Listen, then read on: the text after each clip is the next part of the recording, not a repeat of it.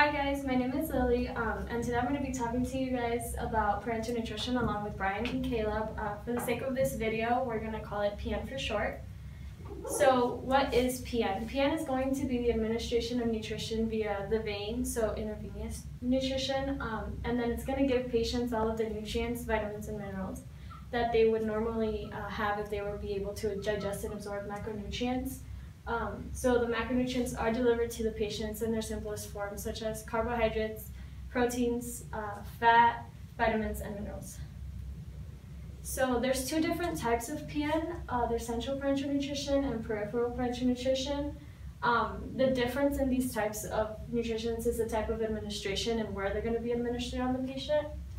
So PN is going to be supplied through an intravenous catheter, just like this one showing here. And then so for, if we go back the slide, central parenteral nutrition, the IV catheter is going to be in the supravena cava, and then for peripheral parenteral nutrition, it's going to be located somewhere in the peripheral veins, along like the extremity of the arm. So then PN is going to be given to a patient in a balanced PN formula. So, and then it's going to be infused through continuous or cyclic infusion. PN does require proper care from the hospital staff, so it is important for the staff to be checking the infections, be checking if the blood glucose levels go up too high because it's not good for the veins. They could just potentially blow. And then they should check electrolyte levels just in case the patient needs like an IV run of like a certain vitamin or like phosphate or something. And then fluid issues or metabolic issues as well. So why is a patient administered PN? So it's going to be because they're unable to use their GI tract to digest or absorb food to get like the nutrients and the macronutrients that are needed. So qualifications for PN are going to include intensive care units, so critically ill patients, small bowel obstruction, malnutrition, GI fistulas, and then it's like 7 to 10 days after the patient was admitted to the ICU, and if EN is not feasible. Patients who have failed EN, severe short bowel syndrome, and severe acute pancreatitis. And then so PN can be given to a patient ranging from like infants to adults. It's shown that like in sick premature newborns, PN is going to give, it's a little bit better to be given to them because it's going to provide them with a better level of nutrition versus any other type of feedings. It's because like PN provides a mixture of like vitamins, nutrients, fluids, minerals, electrolytes, so versus other feedings where they would just be receiving sugar and salt, so it helps them out a little more. And then PN can be administered on a patient for a very long time, so it could even be like an at-home administration, and then for a short amount of time, so like just at the hospital until they're able to like start PN and they get better and they're qualified for like EN or even oral nutrition. So when it comes to critical illness, the body goes through metabolic changes. These are going to include protein catabolism, increases, BMR increases up to 40%, relative insulin resistant state occurs. Malnutrition in critically ill patients is associated with impaired immune function, muscle weakness, increased ventilator dependent days in intensive care, length of stays. So it also decreases morbidity and mortality, and the degree of cumulative energy deficit has been shown to be directly proportional to the number of complications that they experience. So basically, PN can help delay the metabolic changes in the body, so it's important to be administering PN at the right time, which is something that Caleb is going to touch upon later. Hi guys, my name is Brian Felix, and Lily touched upon why a patient will qualify for PN, and I'm going to just expand on that and talk about why a patient would not qualify for EN, otherwise known as the contraindications. So what is EN? EN, as described in Aspen, is nutrition provided through the gastrointestinal tract via a tube catheter or stoma that delivers nutrients distal to the oral cavity. And so these are the different ways that EN can be administered. It can be administered through the nasogastric tube, which travels down to the stomach and it goes into the nasoduodenal tube to the nasojejunal tube. It can also be surgically inserted through the gastrotomy tube or a jejunostomy tube. So these are the contraindications that I'm going to be going through with you guys. So one of the contraindications is non-operative mechanical GI obstruction. So if food is obstructing the GI tract, enteral nutrition would not be the most optimal nutritional intervention that would be administered to critically ill patients. Another contraindication is intractable vomiting or diarrhea that is refractory to medical management. So if someone has persistent nausea, vomiting, or diarrhea, the most optimal care that would be administered is to try and get the diarrhea and vomiting under control.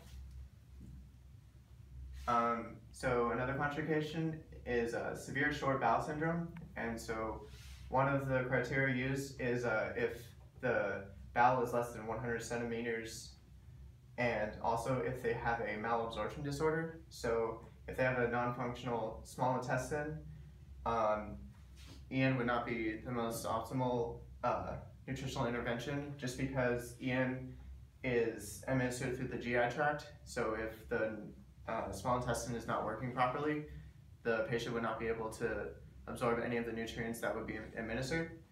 So criteria that we would use to diagnose this are malnutrition, dehydration, and weight loss caused by diarrhea. And so another contraindication would be paralytic ileus. So that basically means that the small intestine isn't undergoing peristalsis. So one way to differentiate the diagnosis between an ileus and a mechanical obstruction would be an ileus would have symptoms such as steady pain and gas through the bowel, and mechanical obstruction would have colicky pain and gas cutoff. And another contraindication is a distal high output fistula. So fistula is described as a gastrointestinal fistula is an abdominal opening in your digestive tract that allows gastric fluids to seep through the lining of your stomach or intestines. And so this is an image that kind of shows what it kind of looks like. And so the problem with this is when this happens, the fluids start to leak subcutaneously under the skin, and so this can increase the rate of infection. And another contraindication would be severe GI malabsorption. So as I described earlier, EN is administered through the GI tract. So if the small intestine isn't working properly, the patient isn't going to receive any nutrients. And another contraindication is severe GI bleeding. And so this is often caused by peptic ulcers. And again, this would just increase the rate of infection. And the last contraindication that I'm going to talk to you guys about is the inability to gain access to the GI tract. So, like I described earlier, EN is administered through the GI tract. So if you're not able to have access to the GI tract, this would not be the most optimal way to provide nutritional intervention. And so that's all I have for you guys as far as contraindication goes for enteral nutrition. And now Caleb is going to talk to you about some of the evidence that provides why parenteral nutrition is and isn't the best means of nutritional intervention. Hi guys, my name is Caleb Yankovic, and today I'm going to be talking to you a little bit more about why patients should receive parenteral nutrition.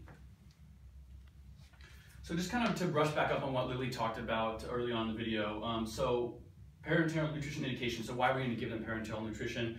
If they failed enteral nutrition, they have severe short bowel syndrome, a mesenteric ischemia, small bowel syndrome, GI fistula, malnourishment, or a high risk of, or a high nutrition risk. So I'm going to kind of be focusing on the last one, the malnourishment and the high nutrition risk factor. So when to initiate parenteral nutrition? So there's different standards. Aspen is one that we use here in the United States, and then ESPN is what they use in Europe. So there's 2 different routes you can go. So Aspen recommends initiation of PN at 7 to 10 days in a healthy patient. Now this is in a healthy patient, not a patient that is malnourished, but critically ill, but not malnourished. So that's what we're talking about here. Espen recommends initiation of PN at 2 to 3 days in a healthy patient. So the study was done by the University of Pittsburgh to kind of determine which one is more effective and which one works best. The study did find that the late initiation actually is a better route to go with, and it showed the late initiation group had an increase of 6.3% in the likelihood of being discharged early. So, and the median stay for the late PN initiation was 1 day shorter. So what this kind of means is if you can hold off on PN as long as possible, it's probably the best route because it is a pretty intensive form of nutrition therapy, and it does come with a lot of risk involved with it. So now we're talking about when to initiate in malnourished and at-risk patients. So this is kind of more what we're going to talk about today. So Aspen recommends initiation of parenteral nutrition immediately in malnourished or at risk of malnourishment critically ill patients. So this means when a patient comes in malnourished, critically ill, you want to get that PN started immediately upon arrival to the ICU, if in is not possible, of course. So there's always going to be different situations that come with this, and there is a huge risk associated with parenteral nutrition from infection, complications, blood sugar going up. So there's a risk-benefit ratio, and you want to kind of weigh that out. And each case is going to be different, but a patient that is malnourished already, you really want to get that PN started early on. So why do we start in malnourished patients? So an analysis was done on the use of PN in malnourished ICU patients, and it showed that it significantly lowered their complication rate in these patients when they started early on in these malnourished patients. And also the early initiation of PN nutrition was also associated with a lower rate of infection in these patients. So get it going early on these malnourished patients, they're usually going to have a better outcome. Now the study compared standard methods of feeding with PN nutrition and which one had a lower morbidity rate as well. And there wasn't really a big difference in that area, but they did find a really big difference in the rate of infection and complications. So parenteral nutrition in malnourished patients. So this is kind of what the bread and butter of what we're talking about here. So immediate PN is really important in these malnourished patients due to the catabolic state they're in. So they come in, their bodies are already in a catabolic state, they're already breaking down, their bodies are breaking down, so it's really crucial to get that nutrition in them as quickly as possible. This starvation or malnourishment can have deleterious effects on the immune system and major organ dysfunction. So your immune system is going to start shutting down, your organs are going to start shutting down because there's no nutrition in your body. So this patient comes into the ICU, critically ill and malnourished, you got to get that PN started as soon as possible. There's also going to be metabolic changes and stress in these critically ill patients, which can lead to significant protein catabolism resulting in muscle wasting. So your muscles are going to start wasting, your body's going to start breaking itself down for any form of energy it can find. So that's really not what you want. You don't want to have muscle wasting. It comes with a bunch more complications, so as soon as possible, once again. And malnourishment in critically ill patients can limit wound healing. So if you have a patient that can't get EN, critically ill and malnourished, let's say a burn victim or something like that, they have to have something to rebuild their body tissues, fix those wounds, so it's really crucial that they get some nutrition in them quickly to get that started again, to get the wounds healing going. And then malnourishment in critically ill patients is also associated with prolonged hospital stays, increased death rates, and higher costs. So it's really crucial to try to get them out of that malnourished state as soon as you can with that PN. So here's some questions we got for you guys. Lily here is going to ask you guys, why is PN a last resort for nutrition administration in critically ill patients? Brian, here says, when is it an optimal time to begin switching a patient from PN to EN nutritional therapy? And then I got this one for you guys. Why does initiation of PN in malnourished, critically ill, or critically wounded patients help promote wound healing? So that's once again kind of talking about like the burn victim or some situation like that. So thank you guys so much for watching our video, and we look forward to your responses.